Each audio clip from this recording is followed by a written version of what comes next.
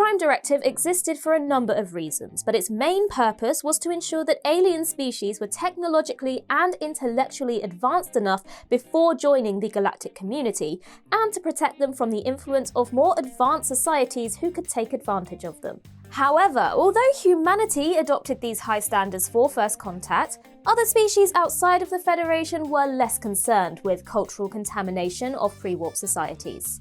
In fact, humanity itself has had its history manipulated from behind the scenes for centuries, long before the Vulcans introduced themselves. So with that in mind then, I'm Ellie with Trek Culture, here with 10 times aliens influenced human history in Star Trek.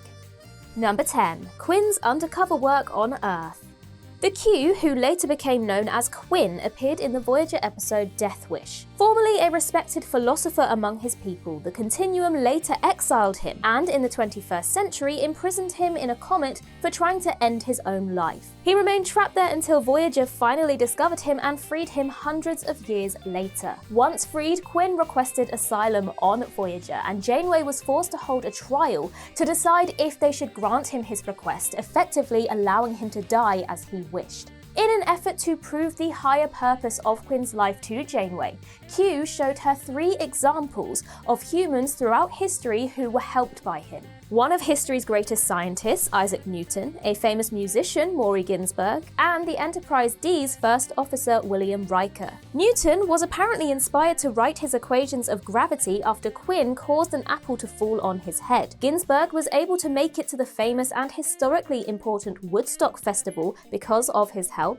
and Riker wouldn't have been born and thus able to protect Earth from the first Borg invasion if Quinn hadn't saved his ancestor Thaddeus during the American Civil War. Number 9. Anaya.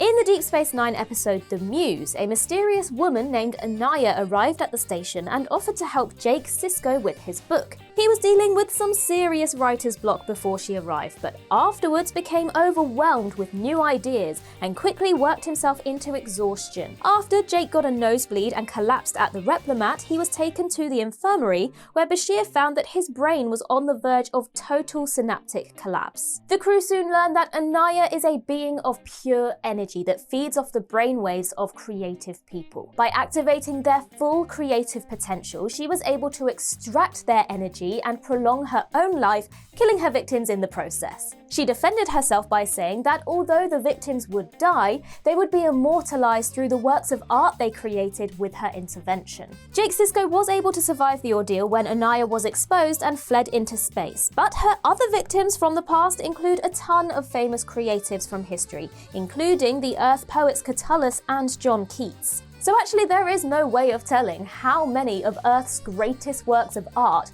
were actually the result of this deceptive alien parasite. Number 8. The Supervisors.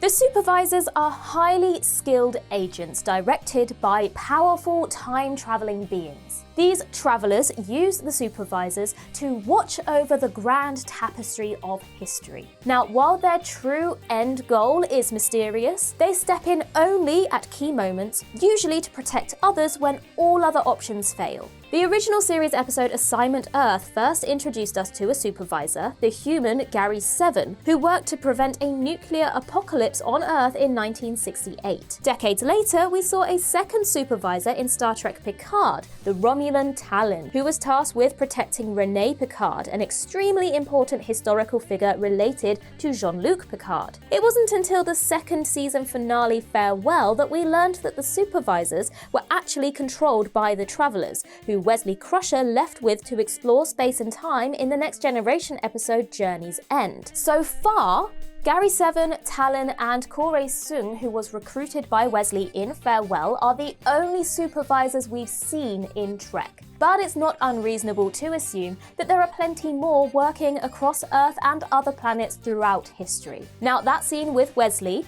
in Picard definitely seemed like it was setting up something more for his character and the character of Kore. So it is highly likely that we'll learn more about these mysterious agents in the upcoming 3rd season of Picard. Number 7. Q introducing the Borg.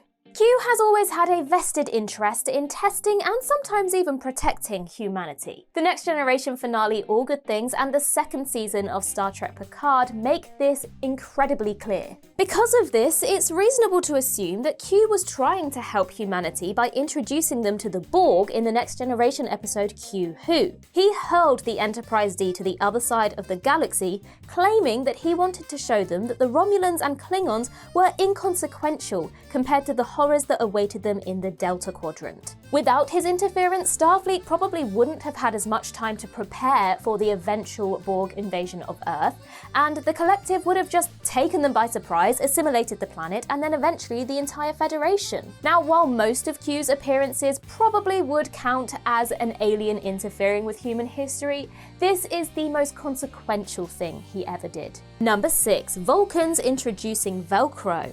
In the Star Trek Enterprise episode Carbon Creek, T'Pol tells Archer and Tucker about the real first contact between humans and Vulcans that took place more than 100 years ago in Carbon Creek, Pennsylvania.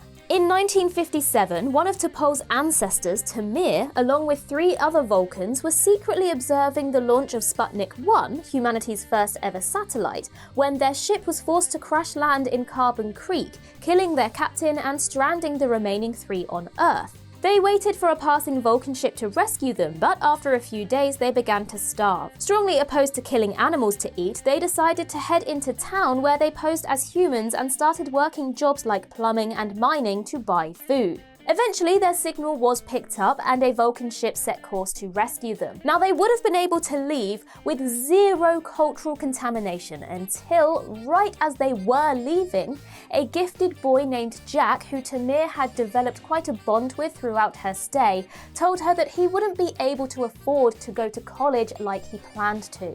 Frustrated by this unfairness, Tamir took a Velcro bag from her ship and sold it to a company called Big Creek Sales and Manufacturing so they could reverse engineer it, introducing humanity to Velcro for the first time. With the money, Jack was able to go to school, and Tamir and another Vulcan named Strawn left Earth, but the other, Mestral, decided to stay. Tamir claimed to the Vulcan authorities that he died during the crash, but he went on to live a full life with his new human family without ever being exposed as an alien. Number 5. Jack the Ripper. When Scotty was falsely accused of murdering a woman on the planet Argelius 2 in the original series episode Wolf in the Fold, the Enterprise and the local government conducted an investigation to prove his innocence. After 2 more women are killed, the murderer was revealed to be a powerful energy being named Red Jack, capable of possessing both people and computers. The crew was able to work out that the entity had been traveling across the galaxy for centuries, possessing people and causing some of the most brutal murders in history. He was known as Baratus on Rigel 4, Kessler on Deneb 2, and Jack the Ripper on Earth.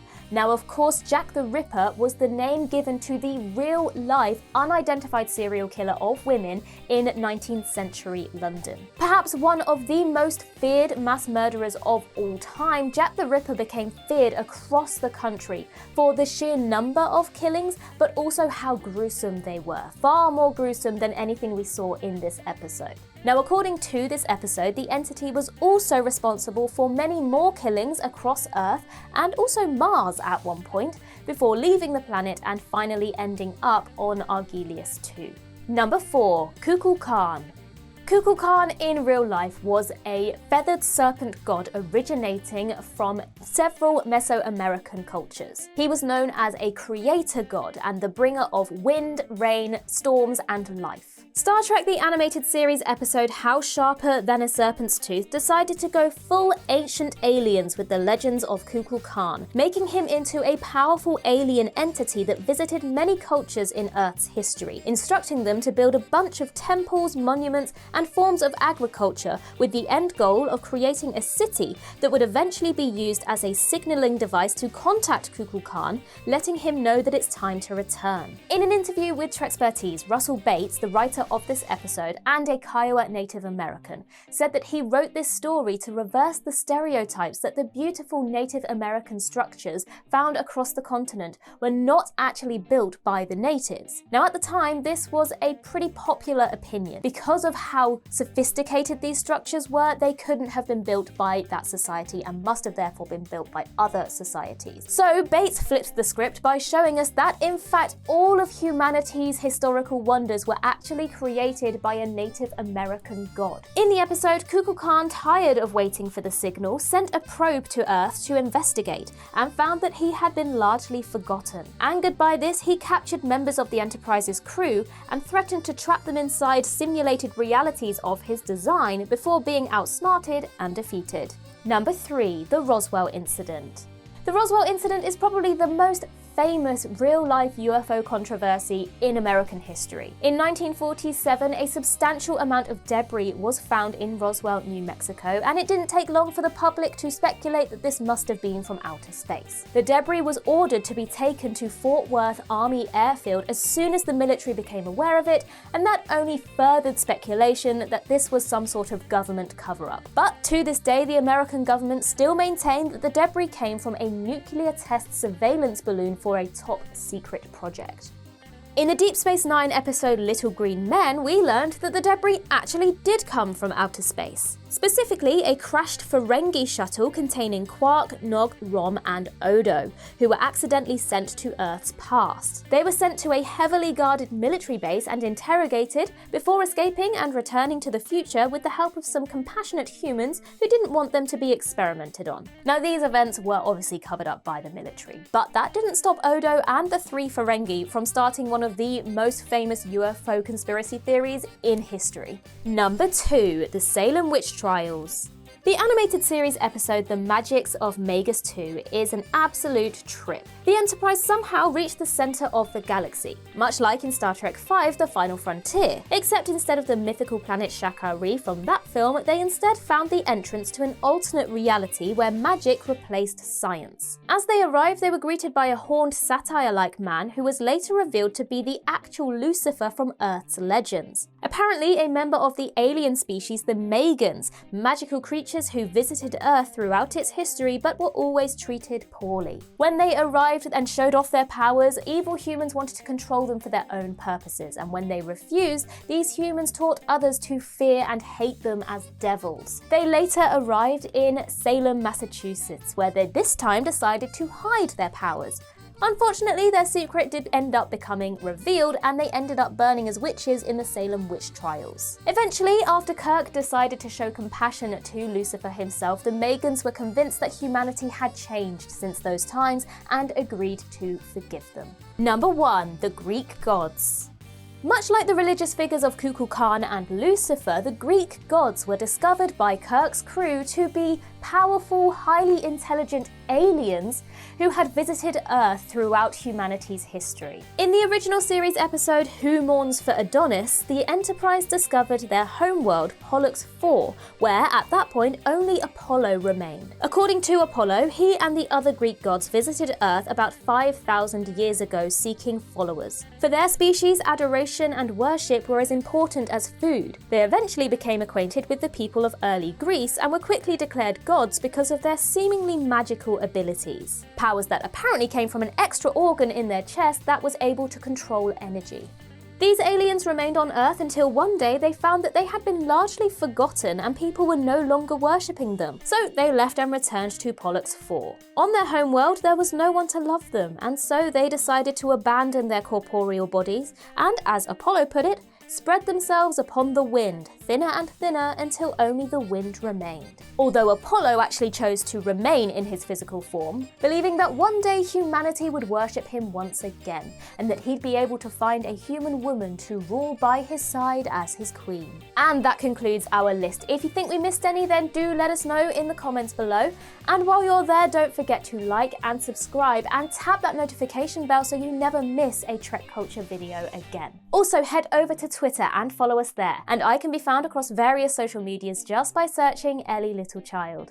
I've been Ellie with Trek Culture. I hope you have a wonderful day, and remember, to boldly go where no one has gone before.